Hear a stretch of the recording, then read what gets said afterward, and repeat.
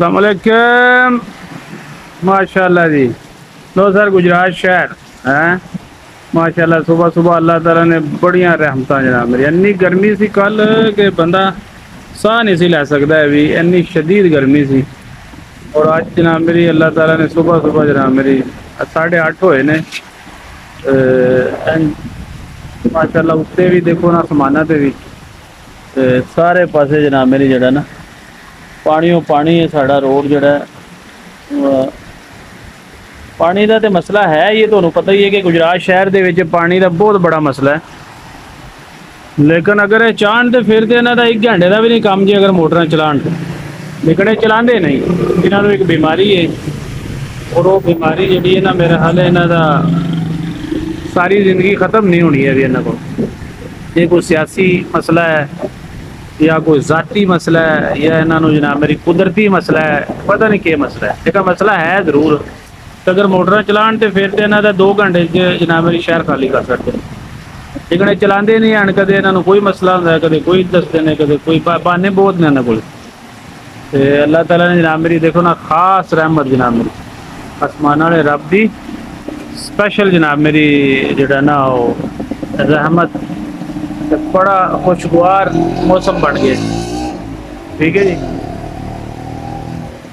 और एहो जे साढ़े इत्थे है बड़ी बीमारी है कि भाई बिजली पानी पता नहीं है मुल्क थुक नाल ही चलता पाया समझ के जिस तरह के इन्हों के निज़ाम ने और बंदोबस्त ने और जिस तरह का इकतदार है धक्केशाही का। और वो जनाब मेरी ज़ाहिर है फिर इस तरह हर बंदा कहना कि भाई असी तो टाइम पास करने वास्ते आए हैं। असल कदर उन्होंने होंगी जिहड़ा पढ़िया होवे। जिहड़ा अनपढ़ ला दी है ना उन्होंने यह पता है कि भी भाजी साडा सानू तो फ्री का लभा, पैसे दे के आए हैं, ठीक है ना, या सवारिश नाल आया या पैसे दे के आया। उन्होंने कोई कदर नहीं होंगी। कदर उन्होंने होंगी है जिन्हें अपनी जिंदगी गाली होंगी है तालीम करके तो फिर किसी ओहदे ते आंदा है तो फिर वो जिम्मेदारी नाल उस ओहदे नूं निभांदा भी है, क्योंकि उन्होंने सारा पता होंदा। तो यह देखो ना जनाब मेरे साढ़े भरा जिहड़े ने वो सिलेंडर लैके जाते हैं।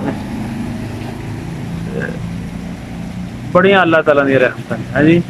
मौसम बड़ा प्यारा हो गया है। सावन दे विच ऐसे तरह होंदा है, कदे कोई अद्धी दिहाड़ी कदे 1 दिन ठंड रही फिर अगों वट। लेकिन जिस वेले मौसम इस तरह का बनता ना तो माशाल्लाह जनाब मेरी बड़ा ही जड़ा ना को थोड़ा जहा झट लंघ जाता है। वरना लोगों ने पित निकल आई, दाने जनाब मेरी बच्चों ने बहुत ज़्यादा निकल आए सी जड़ा ना जिसम के वट की वजह नाल। चाहते कि लोग है ने जी अगर एसी शेसी, लेकिन एसी भी तो कोई है तो ना 24 आवर उन्हें एसिया ही रहना। हर ज़ाहिर बाहर निकलना 100 काम करने ने ਉਹਦੇ ਵਿੱਚ ਜਿਹੜਾ ना फिर गर्मी गर्मी ਉਹਦਾ हल एसी नहीं है भी, ਉਹਦਾ हल कुदरत वाले नाल ही है कि जो अल्लाह ताला ने एसी चलाना है तो फिर गुरबा और मसाकीना और अमीरा और सब वास्ते ठीक है जी। हम देखो ना इस वक्त किसी बंदे नूं किसी एसी की जरूरत नहीं है। बस जरा मेरी अल्लाह ताला का एसी जो चलता ना फिर सारिਆਂ ਨੂੰ फायदा दिंदा, ठीक है ना। फिर सारे मजे नाल अपनी जड़ा माशाअल्लाह अजे उत्ते जनाब मेरी फुल है इंशाअल्लाह जनाब मेरी लगता है भी कोई झट कढ़ेगा है।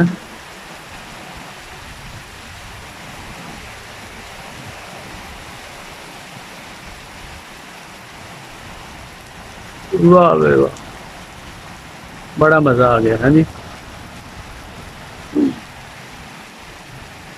शहर वाले पासे ज़रा थोड़ा जहा अंदर अंदरूनी शहर थोड़ा होर ज़्यादा जनाब मेरी नज़ारा होगा, क्योंकि यह ज़रा खुला इलाका है ना साढ़े वाले पासे। उधर फिर रोड़ा उत्ते थोड़ा जहा पानी भी आ जाता, फिर गड्डियां शड्डियां इधर उधर। गड्डियां का बड़ा मसला बन जाता है कि गड्डियां जड़ियाँ जनाब मेरी छोटियां ने कम अज़ कम वो तो बंद हो जाती हैं। वो फिर ट्रैक्टर वालों की बड़ी दिहाड़ी लगती है कि वो कोई समझ लो 10-20 हज़ार रुपये की दिहाड़ी लाते हैं। जड़ा जिहदी बंद हो जाए ना उन्होंने जनाब मेरी संगल पा के वो 500-1000 सिर्फ बाहर कड्ढण दा लै लैंदे ने। वो बंदे की मजबूरी होंदी, हुण सड़क दे विच जनाब मेरी विचकार खलो गई तो वो फिर जनाब मेरी वो अपनी मर्जी मन मर्जी करते हैं तो बड़ा तंग करते हैं। तो उन्हों की दिहाड़ी चंगी लगती।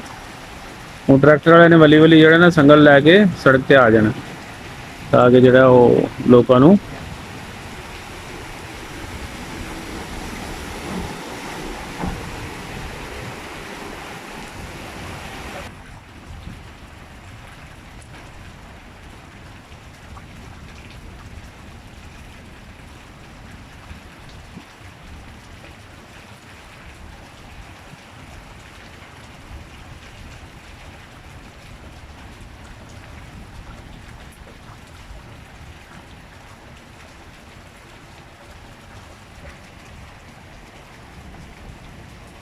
लो जी माशाल्लाह थोड़ी जी हल्की तो हुई जे बहरहाल जनाब मेरी इंशाल्लाह अज जनाब मेरी दिन जड़ा ना वो बड़ा खुशगवार गुजरेगा। अगर धुप ना चढ़ी तो समझ लो कि वाह बड़ी ठंडी है, बड़ी यख ठंडी वाह है। ते ऐसे तो नहीं कोई अज हो सकता इधर होई है तो अगे कोई नहीं सियालकोट वाले पासे या अगे दूसरे इलाके में, ते जे अगर उधर हो गई है तो क्या पता इत्थे कोई नहीं। तो सावन दी जनाब मेरी झड़ियाँ इस तरह दी होंदियां ने कि किसी जगह ते हो गया सुबह एक साइड ते हाँ हूँ फुल पूरे आसमान ते हो गया। इंशाल्लाह जनाब मेरी दुआवां याद रखियो, अल्लाह दे वाले